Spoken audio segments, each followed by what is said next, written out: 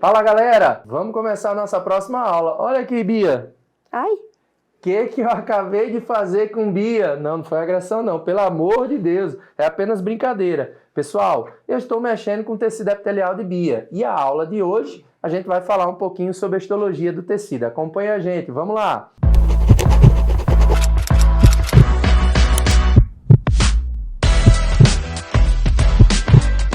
Fala, pessoal. Então, o último assunto que a gente vai falar nesse primeiro bloco foi um assunto que apareceram nas questões do Enem ligado à regulação térmica, regulação do corpo. E a gente não tem como falar disso sem não falar um pouquinho da histologia. Não é um dos assuntos principais, principalmente tecido epitelial. Dentro de histologia, a gente vai falar, inclusive em outra aula, aparece muito o sistema imune, ligado à relação de vacina, soro, anticorpos e células de defesa.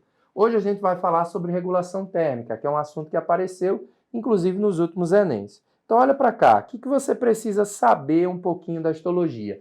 Olha esse gráfico que eu coloquei. Então, acompanha aqui meu marcador. Então, você tem a pele como a primeira barreira. Ela é um muro que permite a proteção do nosso corpo. Imagine que tudo isso aqui dentro é o seu corpo. Ele é dotado de alimento, ele é dotado de uma temperatura ideal, ele é dotado de tudo que um parasita quer. Então, para isso, eu tenho um sistema chamado de sistema epitelial que reveste todo o nosso corpo e impede a entrada de qualquer parasita por qualquer local. Só que o nosso corpo ele tem que ter contato com o meio externo. Para quê? Para que possa ocorrer a troca gasosa. Então, eu tenho a abertura do sistema respiratório que entra em contato com o sangue para promover as trocas. Eu tenho a abertura das glândulas exócrinas para o meio externo, sudorípara, glândulas sebáceas. Eu tenho a abertura do sistema digestório, por onde o alimento vai entrar, vai ser digerido, lançado para o sangue, o que é importante, e sair pelo ânus aquilo que não é mais importante, os chamados excrementos.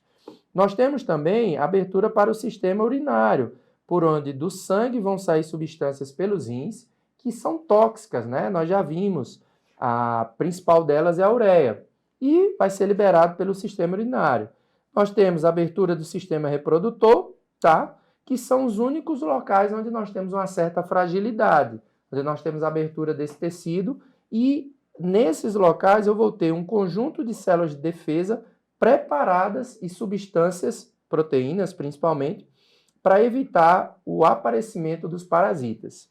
Então, quando você pensar em tecido epitelial, você tem que lembrar que locais de trocas, o tecido epitelial é delgado, fininho, significa dizer que ele permite a passagem de substâncias, as trocas. Tem locais onde é responsável pela secreção e tem locais onde é responsável por compor esse epitélio secretor. Nós temos o epitélio de troca, como eu falei, delgado, fininho, como do sistema cardiovascular. Epitélio protetor, que é a pele externa, que ela é morta, formada por células mortas, extremamente queratinizada. Nós temos epitélio ciliado, que, por exemplo, no sistema respiratório, são cílios que trabalham para lançar substâncias para fora, né? E epitélios de transporte, como, por exemplo, o sistema digestório. Então, falando desse tecido epitelial, até a gente chegar na função principal dele, nós temos, camada da pele, que é uma camada queratinizada, formada de células mortas de proteção. Veja que não há espaços, aberturas, justamente para não entrar parasitas. E aqui eu tenho o tecido epitelial propriamente dito, né? Células que vão estar dispostas uma ao lado da outra e são células altamente unidas, tá? São células que não recebem vascularização, como eu vou mostrar para vocês, é um epitélio que se caracteriza por não ter vasos sanguíneos. Tudo que esse epitélio superior precisa para funcionar vem da camada do tecido conjuntivo abaixo. Então a gente consegue analisar aqui muito bem. Aqui eu tenho um folículo piloso, glândula sudorípara aqui lateral, que é uma glândula tubular, glândula sebácea, que produz uma secreção oleosa que impermeabiliza a pele e protege.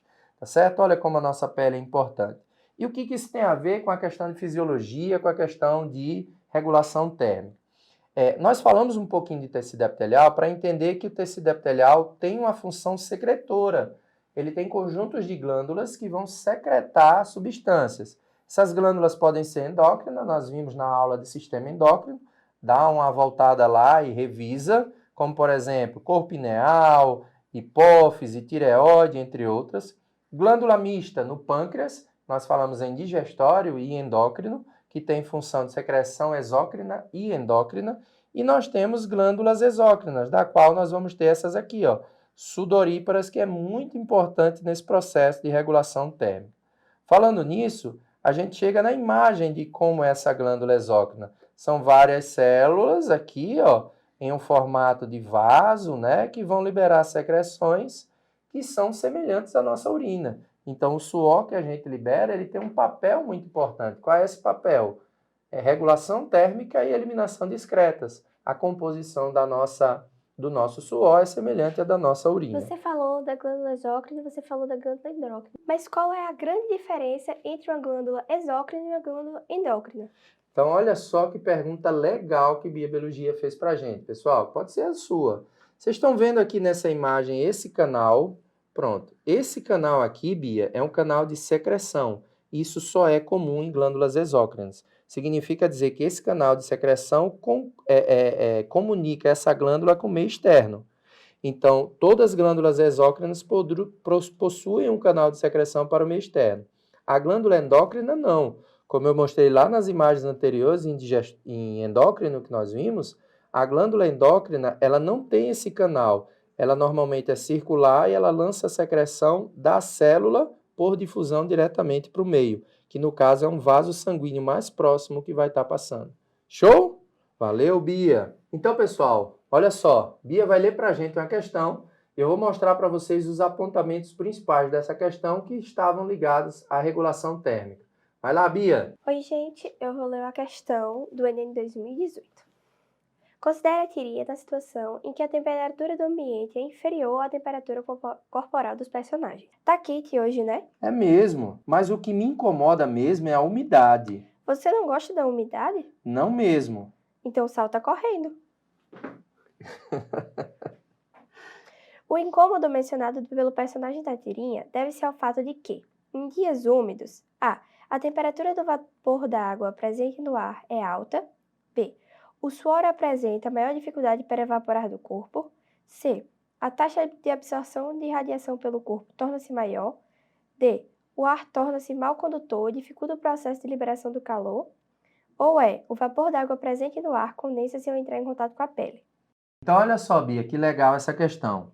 É uma questão que fala de regulação térmica, mas como eu falo para vocês, e eu venho falando nesses vídeos, e eu vou falar até o final da nossa revisão, o Enem não se preocupa que você decore tanto os termos biológicos, os nomes científicos. Ele até expõe isso para vocês nas questões.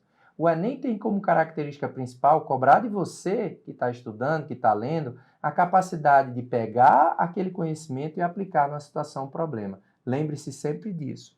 Quando a gente fala de regulação térmica, lembremos o que, Bia? Nós somos animais que temos a temperatura oscilante com o meio ou somos animais que têm a temperatura constante? Tem a temperatura constante. Nós somos animais homeotérmicos. Significa dizer o quê? Que o nosso corpo gasta energia dos nossos alimentos para produzir calor, regular a temperatura. Então, nós podemos ter momentos de hipertermia e hipotermia. Me dá um exemplo, Bia, de uma situação onde a gente tem hipotermia. Quando tá frio. Quando a gente vai para um canto muito frio, né? Num clima muito frio. E me dá um exemplo, Bia, de quando a gente tem uma hipertermia. Hoje tem um lugar muito quente. Quando a gente está quente, a gente pode aquecer o corpo, uma doença, febre, né? Então, pessoal, existe um centro, que é o hipotálamo, que além de ser um centro de controle dos hormônios, também é um centro de controle da temperatura. Então, a temperatura do seu corpo ela é controlada pelo hipotálamo. Então, ele consegue ver a necessidade e faz com que ative a adenohipófise, libere a TSH, o TSH, que age na tireoide, estimulando T3 e T4 para agir sobre as células, aumentando a temperatura do corpo. Então, é assim a via de comunicação. Hipotálamo, adenohipófise, TSH, tireoide, tireoide, T3, T4, aumenta a temperatura. Esses quadros de hipertermia estão muito ligados a infecções. Por quê? Porque a febre é um mecanismo de defesa do corpo. Quando aumenta a temperatura, eu diminuo a atividade do parasita, eu ativo células de defesa e é uma sirene gritando no seu corpo para que todo o mecanismo de sistema imune seja ativado, inclusive diminuindo a atividade muscular, que gasta muita energia, direcionando essa energia toda para o sistema imune. Por isso, Biovares, que você fica lá apático, prostrado, quando você está tendo um processo infeccioso, seja viral, bacteriano ou outros mais, tá? Então, essa regulação pelo hipotálamo é importante. E a hipotermia também. Normalmente a gente perde muito calor num clima frio, imagina que a gente está numa geleira lá. Se a gente usar casaco, a capacidade que o nosso corpo tem de reter esse calor é baixa. Então, o que ele faz? A gente perde calor para o meio e a tendência de perder é cada vez ir diminuindo mais a temperatura. A gente não é um urso polar que tem aquela bela camada de tecido adiposo, aquele enorme casaco, para conseguir manter a temperatura.